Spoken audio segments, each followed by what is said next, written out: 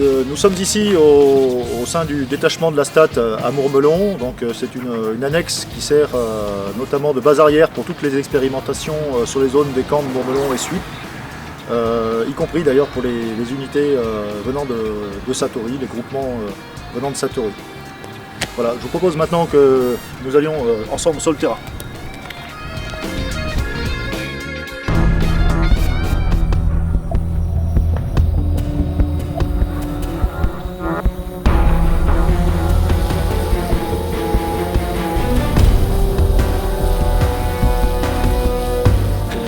Voilà, donc on est là sur une évaluation qui concerne la lutte anti-drone.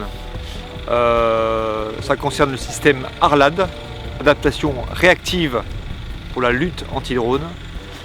Et nous avons déjà fait un incrément 1, ce qu'on appelle un incrément 1, sur un VAB comme celui que vous voyez derrière nous,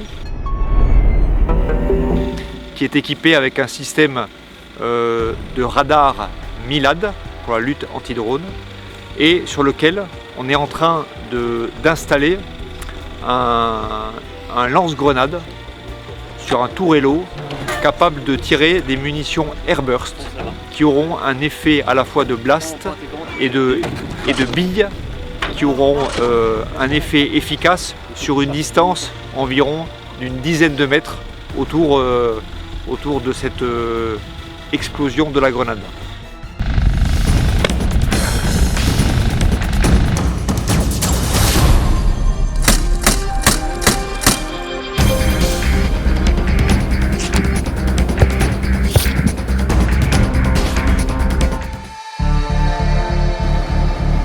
Alors là, on va aller au résultat, c'est-à-dire qu'on va aller observer les éclats, la façon dont ils ont été répartis sur les différentes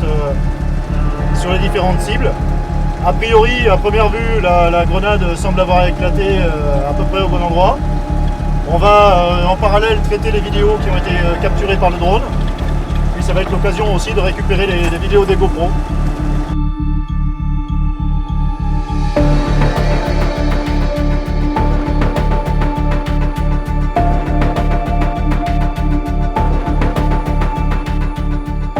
Alors ici nous sommes dans la zone de cible terrestre, donc qui va nous servir à déterminer en fait l'effet de la grenade en termes de nombre de fragments.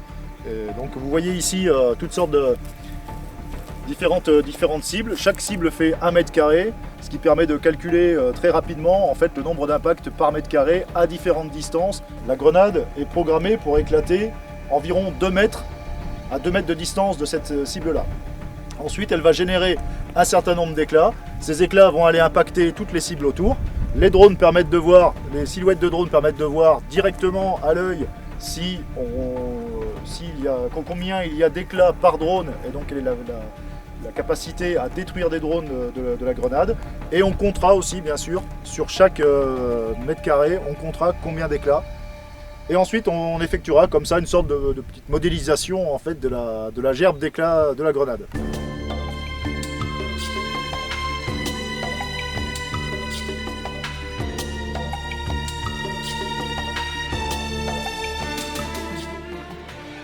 Le premier objectif, c'est une projection dès le mois de juin, mi-juin, pour un premier système de ce que vous voyez là en ce moment, qui n'aura pas encore cette capacité Airburst.